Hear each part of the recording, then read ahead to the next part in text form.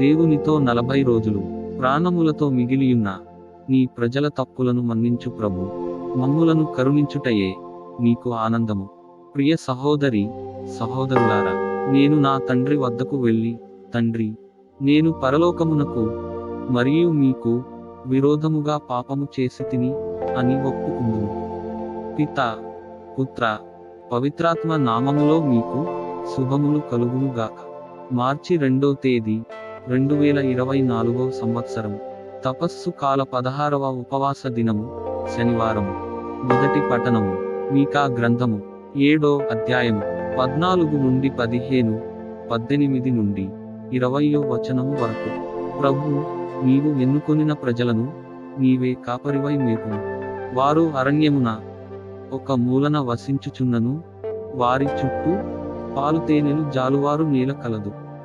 కావున ఆ జనులు పూర్వకాలమునందువలె బాషాను, గిలాదు మైదానములలోనికి పోయి మేయుదురుగాక. నీవు మమ్ము ఐగుప్తు నుండి తోడ్కొని వచ్చినప్పుడు వలె ఇప్పుడును మా కొరకు అద్భుత కార్యములు చేయుము. ప్రాణములతో మిగిలియున్న నీ స్వకీయ ప్రజల తప్పులను మన్నించు. నీ వంటి ప్రభుడెవరు? నీ ప్రజల తప్పులు మన్నింతువు, మా మీద ఎప్పుడూ కోపింపవు. మమ్ముల కరుణించుటయే నీకు ఆనందము. మాపై మరలా నెనరు చూపుము. మా పాపములను నీ కాళ్లతో తొక్కి సముద్రగర్భమున పడవేయుము. నీవు పూర్వము మా పితరులైన అబ్రహాము యాకోబులకు వాగ్దానము చేసిన సత్యమును దయను చూపింతువు. ఇది ప్రభువు వాక్కు. ప్రత్యుత్తర గీతము. కీర్తనల గ్రంథము 103వ అధ్యాయము 1 నుండి 2, 3 నుండి 4, 9 నుండి 10, 11 నుండి 12 వచనములు. అందరూ ప్రభువు కరుణామయుడు, దయామయుడు. నా ప్రాణమా, ప్రభువును స్తుతింపుము. నాలోని సమస్త శక్తులారా, ఆయన పవిత్రనామమును సన్నుతింపుడు. నా ప్రాణమా, ప్రభువును స్తుతింపుము. ఆయన ఉపకారములను వేనిని మరువకుము. అందరూ ప్రభువు కరుణామయుడు, దయామయుడు. ఆయన నీ పాపములనెల్లా మన్నించును, నీ వ్యాధులనెల్లా నయము చేయును. మరణము నుండి నిన్ను కాపాడును. కరుణా కటాక్షములు అనెడు కిరీటమును నీకు వసుగును. అందరూ ప్రభువు కరుణామయుడు, దయామయుడు. ఆయన మనలను ఎప్పుడూ చీవాట్లు పెట్టడు, మన మీద ఎప్పుడూ కోపపడడు. మన పాపములకు తగినట్లుగా మనలను శిక్షింపడు, మన దోషములకు తగినట్లుగా మనలను దండింపడు. అందరూ ప్రభువు కరుణామయుడు, దయామయుడు. భూమికి ఆకాశము ఎంత ఎత్తుగా ఉన్నదో, ప్రభువు పట్ల భయభక్తులు చూపువారి ఎడల ఆయన ప్రేమ అంత మిక్కుటముగా నుండును.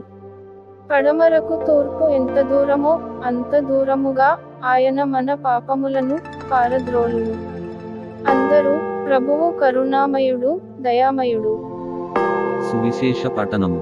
అపోస్తలుడైన పునీత లూకాగారు వ్రాసిన పవిత్ర సువిశేషములోని భాగము. ప్రభువా, మీకు మహిమ కలుగును గాక.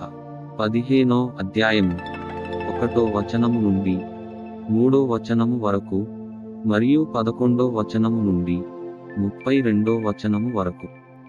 సుంకరులు పాపులు అందరూ యేసు బోధలు వినుటకు ఆయన వద్దకు వచ్చుచుండిరి.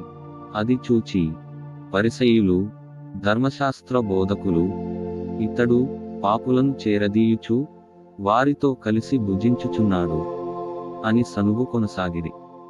అప్పుడు యేసు వారికి ఒక ఉపమానమును ఇట్లు చెప్పెను. ఒకనికి 2 కుమారులుండిరి. వారిలో చిన్నవాడు తండ్రితో, తండ్రి, ఆస్తిలో నా భాగము నాకు పంచిపెట్టుము అనెను. తండ్రి అట్లే వారిరువురికి ఆస్తిని పంచి ఇచ్చెను. త్వరలోనే చిన్నవాడు తన ఆస్తిని సొమ్ము చేసుకుని దూరదేశమునకు వెళ్ళెను. అక్కడ భోగవిలాసములతో ఆ ధనమంతయు దుర్వినియోగము చేసి తన ఆస్తిని అంతటినీ మంట కలిపెను. అప్పుడు అక్కడ దారుణమైన కరువు దాపురించుటచే వాడు ఇబ్బందులు పడెను. అందుచేత వాడు ఆ దేశమున ఒక యజమానుని ఆశ్రయించగా అతడు వానిని తన పొలములో పందులను మేపుటకు పంపెను. వాడు పందులు తిను పొట్టుతో పొట్ట నింపుకొన ఆశపడుచుండెను. కాని ఎవరునూ ఏమీయును ఇవ్వలేదు. అప్పుడు అతనికి కనువిప్పు కలిగి తనలో తాను ఇట్లు అనుకొనెను, నా తండ్రి వద్ద ఎందరో పనివారికి పుష్టిగా భోజనము లభించుచున్నది, కానీ నేను ఇక్కడ ఆకలికి మలమలం మాడుచున్నాను. నేను నా తండ్రి వద్దకు వెళ్ళి, తండ్రి, నేను పరలోకమునకును నీకును విరోధముగా పాపము చేసితిని. ఇప్పుడు నేను నీ కుమారుడను అనిపించుకొనదగను. నీ పనివారలలో ఒకనిగా పెట్టుకొనుము అని చెప్పెదను అని తలచి, వాడు లేచి తన తండ్రి వద్దకు బయలుదేరెను. కాని వాడు ఇంకనూ దూరమున ఉండగనే తండ్రి అతనిని చూచి మనసు కరిగి పరుగున వెళ్ళి కుమారుని ఆలింగనము చేసుకుని మెడమీద ముద్దు పెట్టుకొనెను. కుమారుడు తండ్రితో, తండ్రి, నేను పరలోకమునకును నీకును విరోధముగా పాపము చేసితిని. ఇక నేను నీ కుమారుడనని అనిపించుకొనుటకు యోగ్యుడను కాను అని పలికెను. కాని తండ్రి సేవకులతో, త్వరగా వీనికి మేలివస్త్రములను కట్టబెట్టుడు, వేలికి ఉంగరమును, పాదములకు చెప్పులను తొడుగుడు, క్రొవ్విన కోడెదూడను వధింపుడు, మనము విందారగించి వేడుక చేసుకొందము. ఏలయన మరణించిన ఈ నా కుమారుడు మరల బ్రతికెను, పోయినవాడు తిరిగి దొరికెను అని చెప్పెను. పిమ్మట వారు విందు చేసుకొనసాగిరి.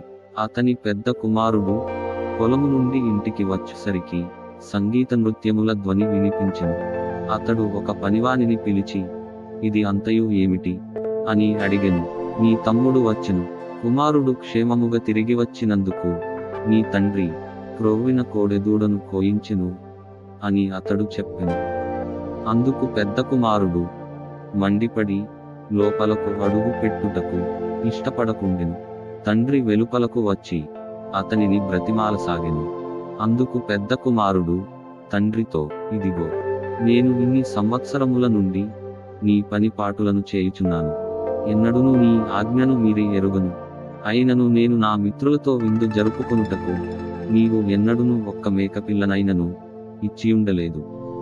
కాని నీ సంపదను వేశ్యలతో పాడు చేసిన ఈ నీ కుమారుడు తిరిగి వచ్చినంతనే వాని కొరకు నీవు క్రొవ్విన కోడెదూడను కోయించితివి అనెను. తండ్రి అందులకు బదులుగా, కుమారా, నీవు ఎల్లప్పుడూ నాతో ఉన్నావు, నాకు ఉన్నదంతయు నీదే కదా, మనము విందు జరుపుకొనుట యుక్తమే. ఏలయన చనిపోయిన నీ తమ్ముడు తిరిగి బ్రతికెను, తప్పిపోయినవాడు మరలా దొరికెను అని అతనితో చెప్పెను. ఇది క్రీస్తు సువిశేషము. క్రీస్తువా, మీకు స్తుతి కలుగునుగాక. సువిశేష పఠనము ద్వారా మన పాపములు క్షమింపబడునుగాక. ఆమేన్. ప్రార్థించుదము. ప్రభూ, నీ ఆజ్ఞలను లక్ష్య పెట్టక చావైన పాపములో జీవించితిని. నా దోషమును మన్నించి పవిత్రమైన ఈ 40 రోజులు మీ యందు పరిపూర్ణతను పొందుటకును మీ మార్గములో జీవించుటకును సహాయము చేయండి. కలువరిలో మీరు ధారపోసిన రుధిరము చేత వ్యాధులతో బాధపడుతున్న మా సహోదరులకు స్వస్థత ప్రసాదించండి తండ్రి. తెలుసో తెలియకో మేము చిక్కుకున్న ఈ శోధనల నుండి బయటపడే శక్తిని ఇవ్వండి. ఈరోజు పుట్టినరోజు జరుపుకుంటున్న ఈ బిడ్డలని ఆశీర్వదించి వీరిపై మీ ప్రేమ వరాలను కురిపించండి తండ్రి. ఈరోజు పెళ్లి రోజు జరుపుకుంటున్న సహోదరి సహోదరులను వారి వైవాహిక జీవితం నిరంతరం ఫలించి పిల్లా పాపలతో అభివృద్ధి చెంది నీ విశ్వాసంలో జీవించులాగున దీవించండి. పరీక్షలు వ్రాస్తున్న మా బిడ్డలకి మంచి తెలివిని, జ్ఞాపక శక్తిని దయచేసి ఉత్తమ ఫలితాలు పొందుటకు సహాయము చేయండి ప్రభు. సదాకాలము జీవించుచు పరిపాలించెడు వార. ఆమేన్. ప్రియ సహోదరి సహోదరులారా, ఈ అనుదిన దైవ వాక్కు ద్వారా అభిషేకించబడి మననాథుడైన క్రీస్తులో జీవించు యోగ్యతను పునరుద్ధరించుకును. వీడియో క్రింద సబ్స్క్రైబ్ బటన్ ఉంటుంది, నొక్కి సబ్స్క్రైబ్ చేయండి. కుదిరితే మీ ప్రియ మిత్రులకు షేర్ చేయండి. మీరు లైక్ చేయడం వల్ల ఇంకా ఎక్కువ మందికి ఈ వాక్యము వెళ్తుంది. ప్రభువైన క్రీస్తుని ప్రేమ మీకు, మీ బిడ్డలకు తోడై యుండునుగాక. పితా, పుత్ర, పవిత్రాత్మ నామమున. ఆమేన్.